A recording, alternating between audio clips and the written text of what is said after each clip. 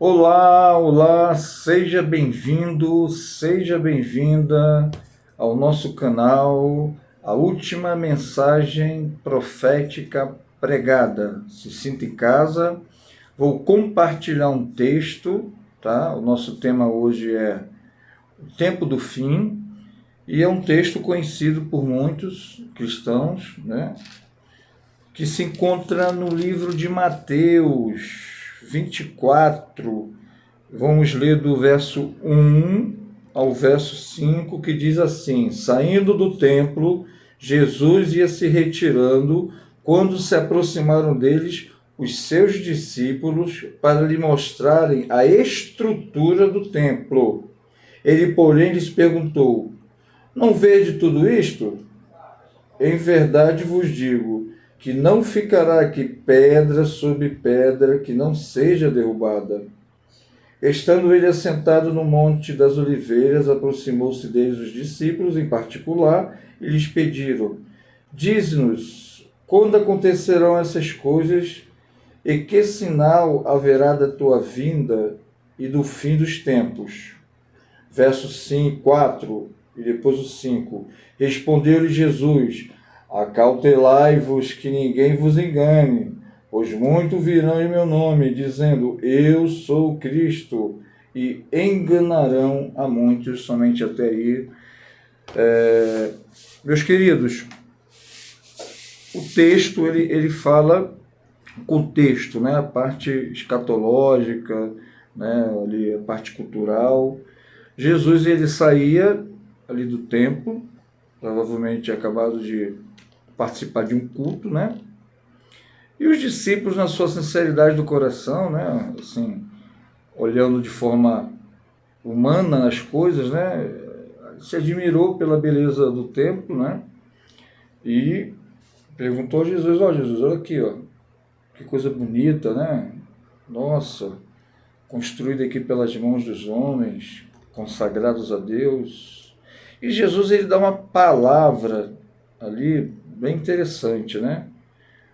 Que diz que o seguinte, né? Não vedes tudo isso? Em verdade vos digo que não ficará aqui pedra sobre pedra que não seja derrubada. Então aqui é uma palavra que é uma dicotomia. Jesus ele fala de dois momentos proféticos. O primeiro momento foi 70 anos depois de Cristo. Jerusalém foi sitiada pelo Império Romano e ali destruído o templo de Salomão. E a outra palavra, que com 3 dias ele destruiria, reconstruiria o templo, fala da sua morte e ressurreição. Jesus ele morreu por nós na cruz do Calvário, e Deus amou o mundo de tal maneira que deu seu Filho unigênito para todo aquele que nele crê, não pereça, mas tenha vida eterna. Morreu por nós e no terceiro dia ressuscitou, né? E aí a palavra que o texto diz que Jesus, né, após ter saído do culto, da leitura da palavra, de comunhão com o Espírito Santo, foi ao Monte das Oliveiras. Era comum Jesus sentar no Monte das Oliveiras e ensinar a multidão, ensinar o povo, e os discípulos, obviamente, ficavam próximos de Jesus. E os discípulos chegaram ali, né, meio que: Jesus, conta aqui pra gente quando será o fim do tempo, né? Já que você diz que o templo será derribado em 3 dias construído, a gente quer saber. Então a gente está curioso. Diz pra gente aqui, né? Só a gente aqui no baixinho. E Jesus diz assim, ó: cautelai-vos que não vos engane, né? Muitos virão em meu nome, né? Profetizarão, falarão que é o Cristo. E Jesus ali ele começa a falar de eventos proféticos, certo? Que iria se agravar ao longo da história, porque ele fala que seria o princípio das dores, né? Então, guerras, rumores de guerras, nação contra nação, pai contra filhos. Mas se nós fazemos uma aplicação prática para a nossa vida, eu quero te dizer, se você está defendendo a sua placa da sua igreja, se você está defendendo fervorosamente, com o coração sincero, a sua doutrina, não é isso que Jesus espera da gente. Jesus, ele quer se relacionar. Jesus, ele quer que você seja amigo dele e ele amigo seu. Por isso que ele diz, não lhe chamareis mais de discípulos, mas de meu amigo. Deus, ele não olha, como diz lá em Jeremias, ele não olha o conjunto do homem como nós olhamos. Por isso que Jesus, ele não vem para julgar, ele não vem para tocar na nossa ferida. E aqui, voltando para o capítulo 24, que é um capítulo profético de Jesus, que fala da sua volta, né, que está breve, os acontecimentos, os eventos finais estão se cumprindo nesta geração, embora a palavra diz que não sabemos a hora nem o dia, mas Jesus, ele faz uma aplicação prática, independente da sua idade, independente se você é baixo, alto, enfim. Se você é cristão, católico, se você é ateu, agnóstico, se você é espírita, tudo ok. Deus, ele faz um chamado para a tua vida para te dizer o seguinte: Jesus está voltando. Todo aquele que nele crer e for batizado será salvo.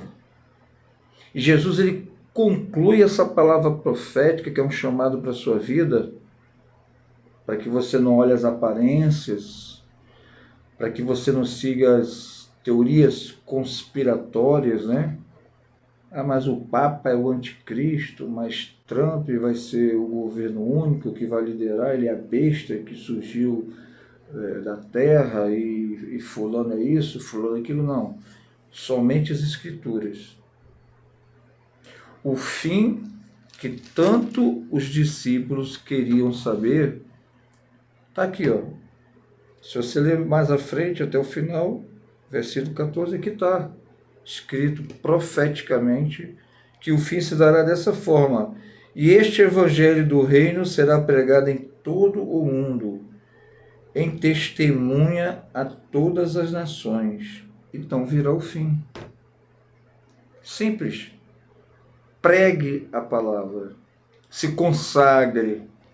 Estude. Volte a sua vida para a palavra de Deus. Examine as Escrituras. Converse com o Senhor. Seja sincero. Tire a máscara. Abra o seu coração. Mostre as suas limitações a Deus. Porque, meus amados, existe uma palavra dessa última hora profética que se encontra lá em Apocalipse, capítulo 14, do versículo 9 ao 12, que fala das 3 mensagens que a gente costuma dizer, os 3 anjos, ou mensagens angélicas, e o terceiro anjo, ele fala que voava, que o terceiro anjo, ele vinha e ele dizia com grande voz, né? Uma voz de advertência, que existe um juízo sobre a terra, mas que Deus poupará os seus remanescentes, aqueles que guardam os mandamentos de Deus e têm um testemunho de Jesus. E aí virá o fim. E você será, se você estudar Apocalipse 14, se você vê que após a pregação do evangelho profético, da última mensagem, que é a mensagem do terceiro anjo, Apocalipse 14, verso 9 ao verso 14, você vai ver que após essa profecia da pregação do evangelho, haverá as 7 pragas. E, meus amados, O apelo de Deus para a tua vida hoje é que você faça parte daqueles que guardam os mandamentos de Deus e tenham um testemunho de Jesus Cristo. Que você pregue, que você ore, para que você um dia possa ver seu pai, sua mãe, seu irmão, as pessoas que você ama no céu. Fica com Deus. Se você gostou, se inscreva no canal, deixe o seu comentário. Se você tiver alguma dúvida, algum tema que você queira que a gente traga, né? A gente traz dentro da nossa limitação como pecador, mas pela graça e misericórdia de Deus, a gente compartilha com vocês, tá bom? Um grande abraço, fica com Deus. Meu nome é Marcos e eu estou aqui à disposição para pregar o Evangelho de Deus. Tchau.